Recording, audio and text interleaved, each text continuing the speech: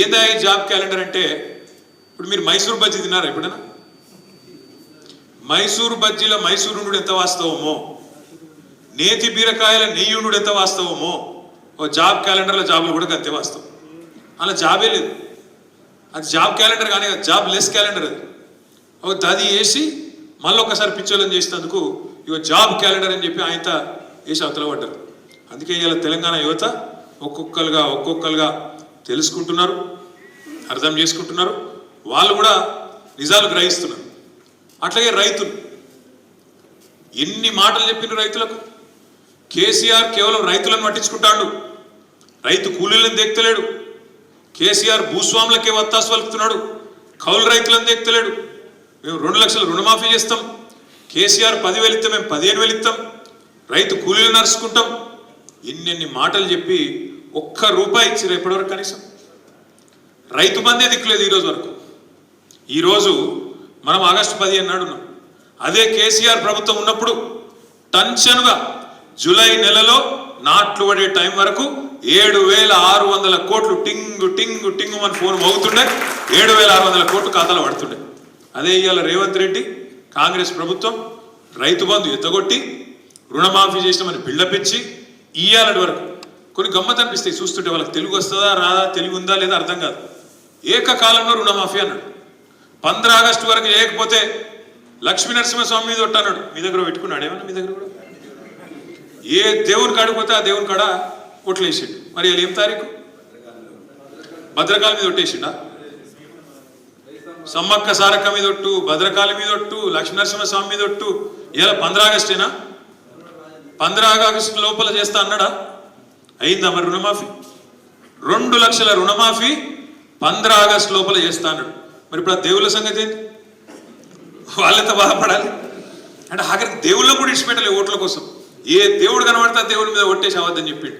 ఇంకా సిగ్గు లేకుండా పెద్ద పెద్ద ప్రకటనలు పత్రికలలో రుణమాఫీ అయిపోయింది, జరిగిపోయింది. కానీ ఒక రైతులకే కాదు, కేంద్రంలో ఉన్న కాంగ్రెస్ వాళ్ళకు కూడా అర్థమైంది. రాహుల్ గాంధీని పోయి అడిగిండు, సార్ మీరు రావాలి రుణమాఫీ అయిపోయిందని. కానీ రాహుల్ గాంధీ సంవత్సరం తెప్పించుకున్నాడట పాపం. అయిందా కాలేదా వీడితోనే ఆయన పొంకనాల పోతిరెడ్డి ముందే అయినా ఆయన అబద్ధాలు చెప్తున్నాడని తెలుసుకుంటే 100% బోగస్ ముచ్చట అయిందని తేలిపోయింది. అందుకే రావాల్సిన రాహుల్ గాంధీ కూడా ఎత్తగొట్టిండు. మాట పోతే మళ్ళీ తిడతారో ఏం పాడని చెప్పి రాహుల్ గాంధీ కూడా రాలే, రుణమాఫీ కాలే, రాహుల్ గాంధీ రాలే. ఇక రైతులకి ముచ్చట అర్థమైంది. బోనస్ అని ఉదరగొట్టిర్రు, 500 బోనస్. ఏం రాసిండ్రు అందులో? మీరు మేనిఫెస్టో చూసిరో లేదో? 2,183 ఎంఎస్పి ఉన్నది, దాని మీదికెళ్ళి 500 కలుపుతాం, 2,683 రూపాయలు ఇస్తామని చెప్పిండు బోనస్. 2,183 ఏ వడ్లది? 2,183 ఏ వడ్లది? ఎంఎస్పి దొడ్డుదేనా?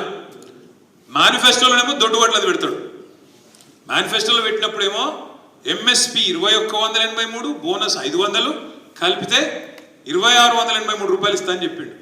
కానీ బయటకు వచ్చి ఏం చెప్తాడు? క్యాబినెట్ బయటకు వచ్చి సన్నాలకు ఇస్తా అంటాడు. సన్నాలకు నువ్వు ఇచ్చేది సన్నాసి. సన్న వడ్లకు గిరాకే బాగుంటుంది బయట. మామూలుగానే 10% మనోళ్ళు 10% వండిస్తారు, అది అంతకంటే ఎక్కువ వండించారు మన దగ్గర. ఆ 10% గిరాకీ బాగుంటుంది, 2,700 రూపాయలు రానే వస్తుంది. నువ్వు ఇచ్చే అక్కర కూడా లేదు దానికి. ఎందుకంటే సన్నాలకు ఎంఎస్పీ ఏమో 2,203 రూపాయలు, దొడ్డు మీద ఇంకో 20 రూపాయలు ఎక్కువ ఉంటుంది. దానికి 500 కలిపినా 2,700 వస్తుంది. నువ్వు ఇచ్చినా ఇవ్వకపోయినా బయట మార్కెట్లో అదే వస్తుంది. అందుకే తెలివిగా ఏం చెప్పిండు పెద్దలు? ఒక సామెత చెప్తారు, గాలికి వేయే పేలపిండి కృష్ణార్పణం అంటారు. అంటే అర్థమైందా? ఒక పంతులు ఉంటాడు, పూజ చేస్తాడు కృష్ణుడికి. చేస్తా అంటే ఆ పేలపిండి పెట్టి మొత్తం పాలాలు గీలాలు పిండి గిండి అని మంచి ప్రసాదం అంతా తయారు చేసి పెట్టిండాడు. ఈ లోపల జోరుగా గాలి కొట్టింది, ప్రసాదం అంతా ఎగిరిపోయింది. కృష్ణ మొత్తం నీకే నీకే అన్నాడు. ఇది కూడా అంతే, ఆ ఇచ్చేది లేదు, బోనస్ పీకేది లేదు. ఎట్లాగో ఆయన 2,700 రైతు నీ దగ్గర తీసుకోండి నీకెరికే వాళ్ళకెరికే. అందుకే ఏంది ఇచ్చే అవసరం లేని దానికేమో నేను సన్నాలకు ఇస్తున్నా అని డైలాగు, సన్నాయి నొక్కులు. ఇయ్యాల్సిన దొడ్డువడ్లకేమో మేనిఫెస్టోలో పెట్టిన దానికేమో దిక్కులేదు. బోనస్ బోగస్ అయిపోయింది, రుణమాఫీ ఉత్తముచ్చట అయిపోయింది, రైతు కూలీల సంగతి ఉత్తదే, కౌలు రైతుల సంగతి ఉత్తదే. ఇవన్నీ ఇప్పుడిప్పుడే రైతన్నలకు కూడా మంచిగా అర్థమవుతుంది.